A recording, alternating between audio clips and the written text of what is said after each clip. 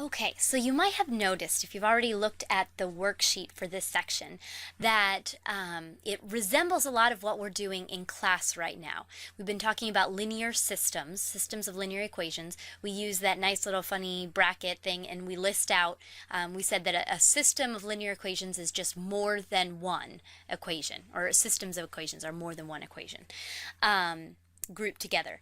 And when we talked about them in class, we said we can think about them as two lines that intersect or are parallel or potentially are the same line. So having one solution, no solutions, or infinitely many solutions. So that's one of the things that we've been talking about in class. In your worksheet here, let me show you an example of, this is actually from your worksheet, this is number 2. You'll see what looks like a system of linear equations, except instead of using x and y only, we have x, y, and z. And instead of having 2 equations, we have 3 equations.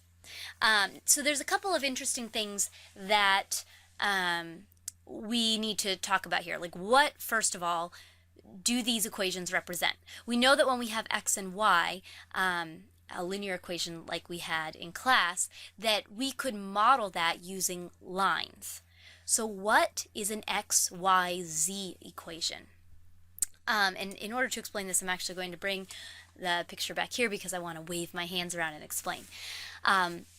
If I have x and y, that's a line in 2-dimensional space. So 2-dimensional space is like something flat. So the surface of a book we could think about as being more or less 2-dimensional. I mean, granted, it does have a very small 3-dimensional width, but a piece of paper is mostly 2-dimensional. So a line, an XY line, is just that, a line through 2-dimensional space. A XYZ equation is in 3-dimensional space. That's why we have 3 variables. So 2 variables means 2-dimensional. 3 variables means 3-dimensional. So 3-dimensional space would be all the space that I have around me, right? And an XYZ equation describes what we call in geometry. So if you took geometry, this will sound familiar. If not, this may be a new term. We call it a plane, P-L-A-N-E. So not like a plane flying through the sky, but a plane in geometry means something that is flat, like a piece of paper, 2-dimensionally flat, and it goes off infinitely in both directions. So flat space off, if you can imagine, going off infinitely in each direction, but it has no width. So just like a line is tiny, it's infinite in both directions, but technically it has no width. It's just infinitely narrow, a line. A plane is the same thing in 3-dimensional space. It goes off in infinitely many directions, in both directions, I should say. So think of it like a big, huge piece of poster board that just goes off into 3-dimensional space. Flat, 2-dimensional in a sense, within 3-dimensional space, but it's infinitely thin. So you could think of like this is one plane here, here's another plane coming through 3-dimensional space, another one's coming straight up like this. That's what an XYZ equation, like you see in our example here, would represent. And you notice that we have 3 of them. So just like lines can intersect within the coordinate plane, we also can have planes in 3-dimensional space that intersect each other. And if a plane comes, a big flat plane, comes and intersects another big flat plane, the place where they intersect, let me see if I have another book here. We can use our information from our other video. If I have a plane coming this way and another plane coming this way, again, not a plane like a flying plane, a geometry plane, and they intersect and form a line, if you can imagine that. So 2 big flat planes, if they come up towards each other and intersect, they intersect essentially in a line. But if I have a 3rd plane come in, these 2 intersect here, and another 3rd plane comes in, I can actually make it intersect at a point. So So that was a lot of information, especially if you haven't taken geometry before. And it's mostly, you don't need to memorize that, but I want you to be able to picture what this actually represents.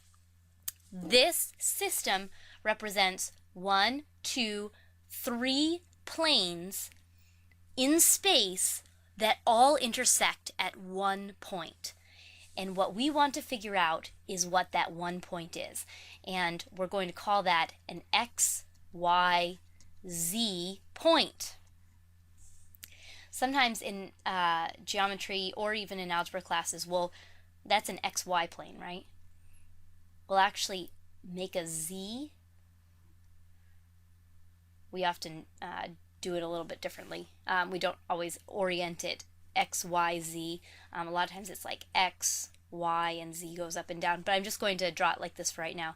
And that just means I have 3 different directions in which I can, well, 3-dimensional directions that I can plot points.